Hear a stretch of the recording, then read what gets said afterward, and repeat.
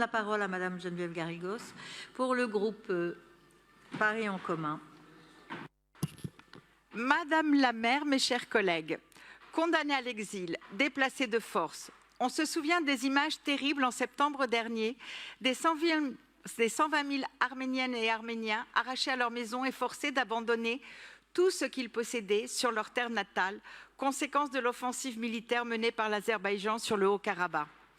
L'opération lancée par Bakou visait un objectif clair, vider le Haut-Karabakh de sa population et y poursuivre la destruction de tous les lieux de mémoire, le patrimoine religieux, les églises, les monastères, les pierres tombales, et la culture, l'histoire, tout ce qui fait culture commune, les danses, les chants, les folklores et les dialectes du Haut-Karabakh sont aussi menacés. Pour effacer toute trace de la présence arménienne, pour anéantir tout ce qui marque l'appartenance des Arméniens et des Arméniennes à un peuple, Bakou réécrit l'histoire du Haut-Karabakh afin que quiconque puisse contester cette annexion. À leur arrivée en Arménie, ils avaient tout perdu, obligés de repartir de zéro pour trouver un logement, un emploi, une nouvelle vie sociale. Repartir de rien après avoir déjà subi de longs mois de privation lors du blocus du corridor de la Chine, par lequel la ville de Paris avait tenté, en vain, de faire acheminer une aide humanitaire d'urgence l'été dernier. Pour les aider à s'installer, le gouvernement arménien leur a versé 50 000 drams mensuels, un peu plus de 200 €, pendant 6 mois, auxquels s'ajoutent 230 € reçus à leur arrivée. Ce n'est pas négligeable pour ce petit pays de 2,9 millions d'habitants, où le taux de chômage avoisine les 13%. Oui, il faut saluer ici la solidarité exceptionnelle des Arméniens et des associations du pays, fortement mobilisées pour accompagner l'arrivée des exilés. Une fois de plus, le peuple arménien a démontré sa capacité à faire face à la crise et à multiplier les réseaux d'entraide, et ce malgré des conditions de vie difficiles. Plus de 25% des Arméniens vivent aujourd'hui sous le seuil de pauvreté. Notre soutien à la population du Haut-Karabakh, désormais en exil, est aussi constant qu'il est inébranlable.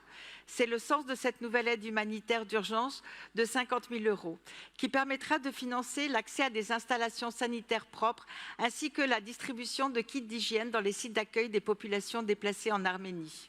Paris a toujours été aux côtés des Arméniennes et des Arméniens pour dénoncer les crimes dont ils sont victimes, pour alerter encore et toujours la presse, le gouvernement et la communauté internationale. Ainsi, en décembre dernier, nous accordions la citoyenneté d'honneur au peuple du Haut-Karabakh pour la défense des droits humains, pour la sauvegarde de leur patrimoine et de leur histoire, et pour rendre hommage à celles et ceux qui vont continuer à se battre.